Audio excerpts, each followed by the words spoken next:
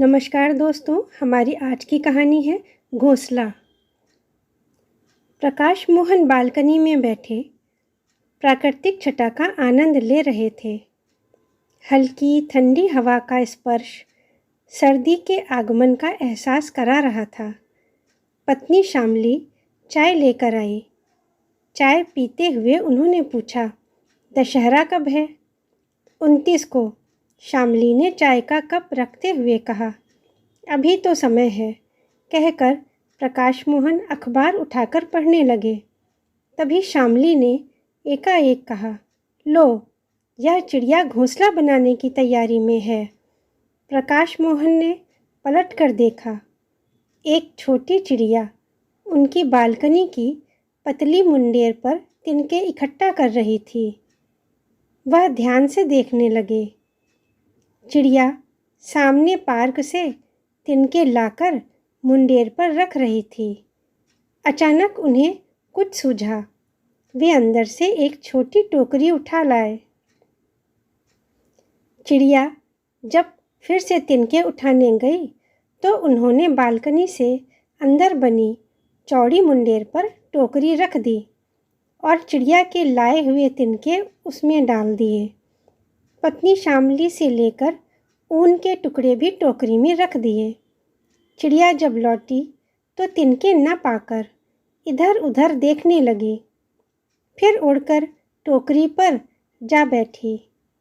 चारों तरफ घूमकर टोकरी का निरीक्षण किया और टोकरी में उतरकर तिनकों और ऊन की सहायता से घोंसला बनाने लगी। वो दोनों चिड़िया की मेहनत और कलाकारी देख आनंदित हो रहे थे। तभी घंटी की आवाज़ सुनकर शामली अंदर चली गईं। प्रकाश मोहन चिड़िया को घोंसला बनाते देख सोचने लगे। ऐसे ही तिनके तिनके जोड़कर उन्होंने भी अपना यह घर बनाया था। नौकरी के साथ साथ पार्ट टाइम जॉब करके 4 बच्चों की परवरिश और घर का खर्च सब उन्होंने ऐसे ही तिनके जोड़ जोड़ कर पूरा किया था। अब तो सब कुछ बीते सपने जैसा लगता है।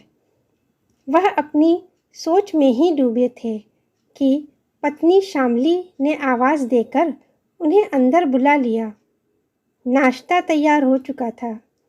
उन्होंने जल्दी नहा धोकर पूजा की और फिर नाश्ता करके बाहर ड्राइंग रूम में बैठ टीवी चलाकर समाचार सुनने लगे। तभी फ़ोन की घंटी बज उठी। छोटे बेटे विपुल का फ़ोन था। बात करते करते चेहरे पर खुशी की रेखाएं तैर गईं। अच्छा, पर सुनो, उसे नहीं बताऊंगा, सरप्राइज़ रहेगा। ठीक है, जल्दी मिलते हैं, कहकर फ़ोन कट गया। सोफे पर बैठे तो सोचने लगे, 24 तारीख को शामली का जन्मदिन है। इस बार उसे क्या उपहार में दूं?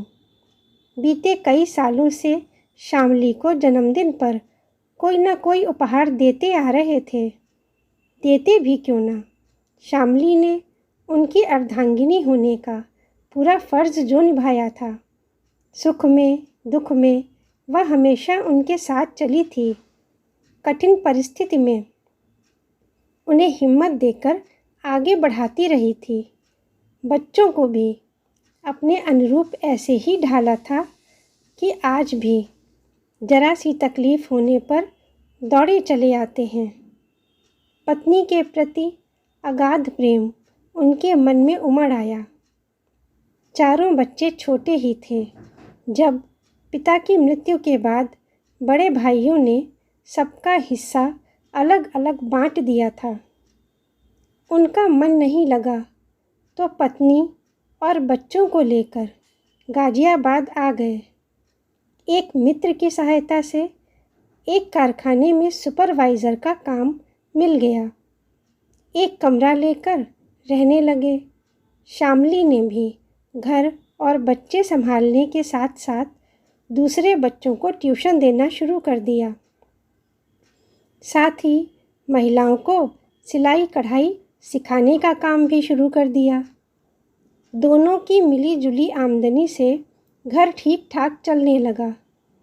शुरू में बहुत परेशानियों का सामना करना पड़ा, लेकिन एमएससी पास होने के कारण नौकरी में प्रमोशन मिलता गया।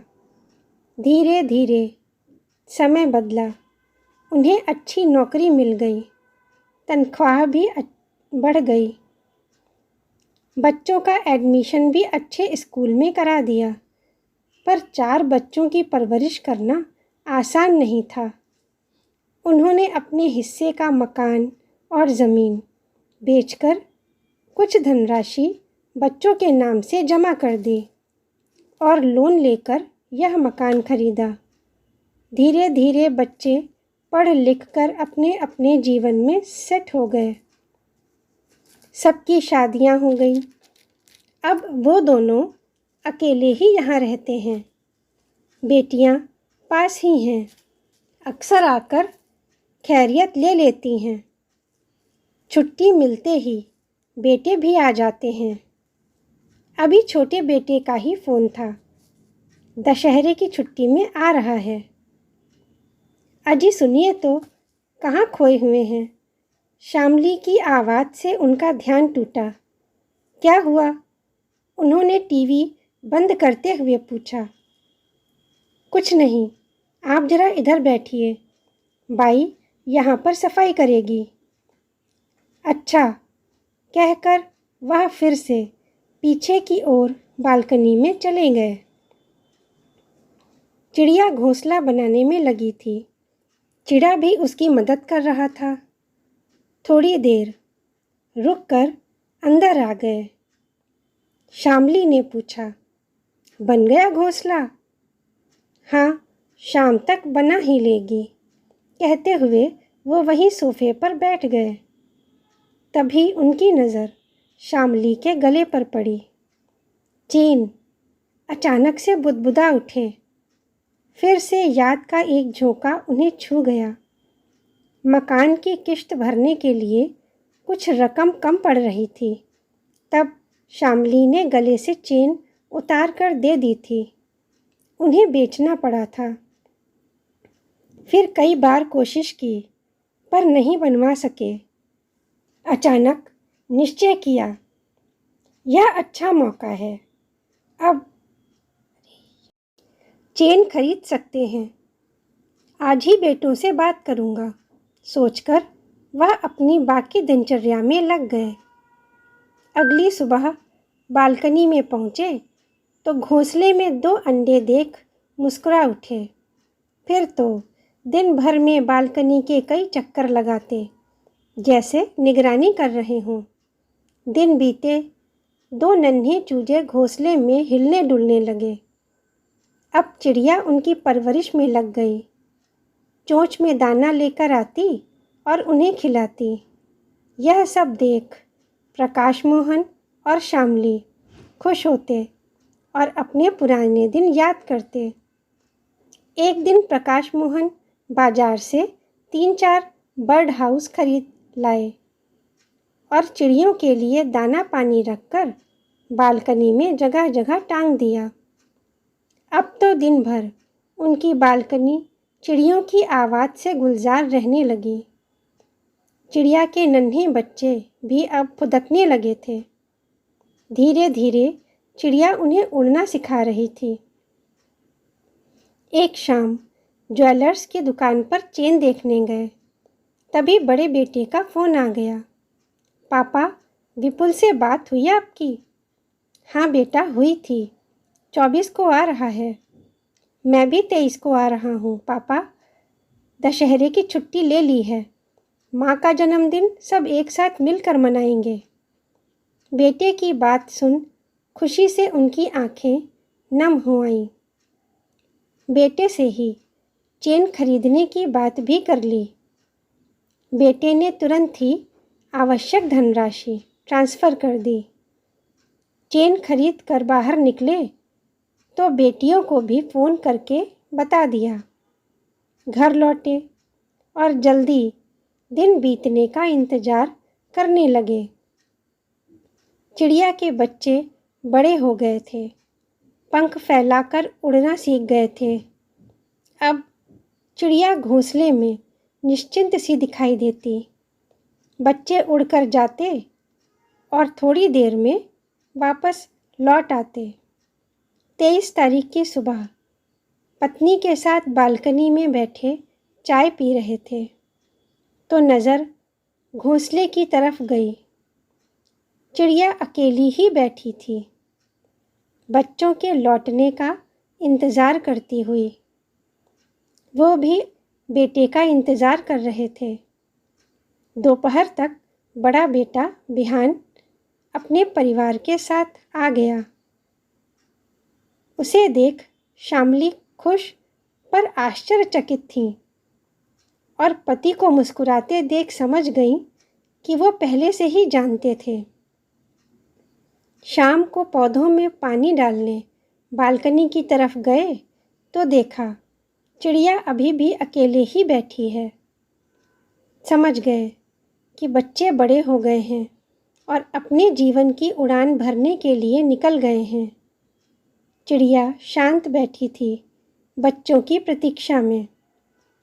24 तारीख की सुबह सुबह ही उन्होंने जन्मदिन की बधाई देते हुए शामली को चेन पहना दी। दोनों की आंखें नम थीं। तभी विपुल भी अपने परिवार के साथ आ पहुंचा। जन्मदिन के बधाई गीत घर में गूंजने लगा। इस बार शामली ने नाराज़गी दिखाते हुए कहा, आपको पहले से पता था? क्या आपने बनाई यह योजना? नहीं, बच्चे तो अपने आप आए हैं। मैंने सिर्फ तुम्हें सरप्राइज़ दिया है, कहकर प्रकाश मोहन मुस्कुरा दिए। बेटों, बहुओं और पोतों पर प्यार लुटाती शामली अलग ही नज़र आ रही थी। शाम तक बेटियां भी आ गईं। प्रकाश मोहन खुश थे। कुछ दिन के लिए ही सही, उनके घर में रौनक हो गई थी। शाम को दाना डालने के लिए बालकनी में गए तो देखा चिड़ा और चिड़िया अकेले ही बैठे हैं। उन्होंने मुट्ठी भर अनाज मुंडेर पर बिखेर दिया, इस विश्वास के साथ कि एक दिन चिड़िया के बच्चे भी ज़रूर लौटेंगे। दोस्तों, अगर आपको हमारी ये कहानी पसंद आई है तो उसे लाइक करें, शेयर करें तथा हमारे चैनल को सब्सक्राइब करें। धन्यवाद।